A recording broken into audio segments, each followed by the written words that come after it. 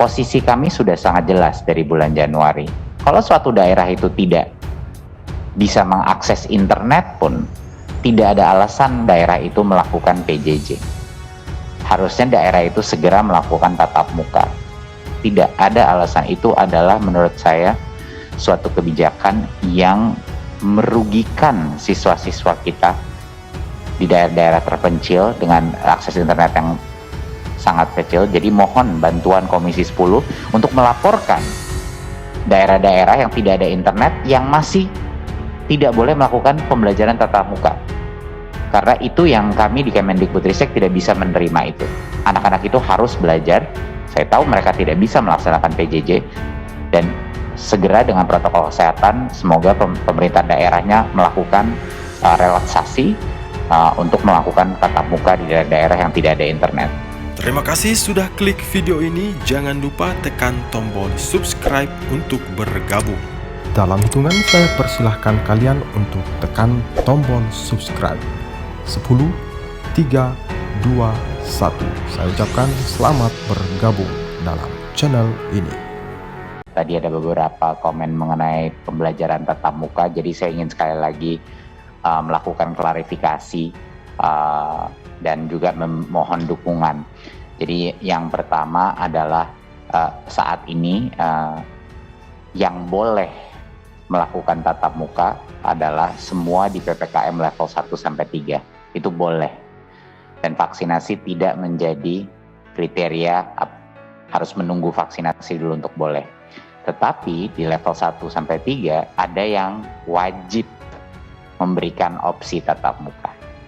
Yang wajib itu kriterianya kalau guru dan tenaga pendidiknya sudah divaksinasi 2 kali, artinya sudah lengkap vaksinasinya. Mereka lah yang wajib. Jadinya terutama di kota-kota besar di mana laju vaksinasi itu sudah cukup besar, seperti misalnya DKI dan kota-kota besar lain, misalnya Surabaya, di mana vaksinasi itu sudah cukup besar. Disitulah sekolah-sekolah harus melakukan persiapan.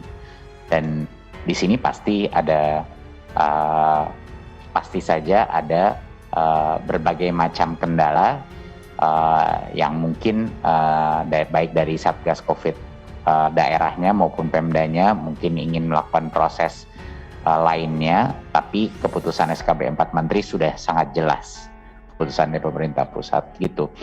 Tentunya waktu untuk melakukan daftar periksa itu akan makan waktu ya. Banyak sekolah-sekolah mungkin membutuhkan 1-2 minggu untuk menyelesaikan daftar periksanya, mendapatkan dokumentasinya, perizinan dari misalnya komite sekolah dan lain-lain. Jadinya itu memang wajar. Tetapi saya ingin menegaskan sekali lagi bahwa SKB 4 Menteri peraturannya sudah jelas dan level 1-3 boleh dilakukan tatap muka.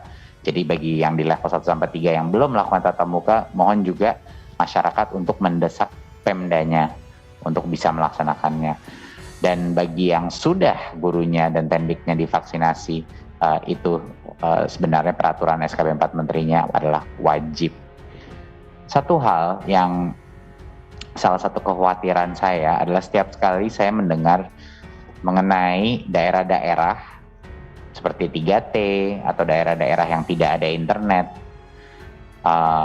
mengenai mereka bagaimana tidak bisa menerima bantuan kuota.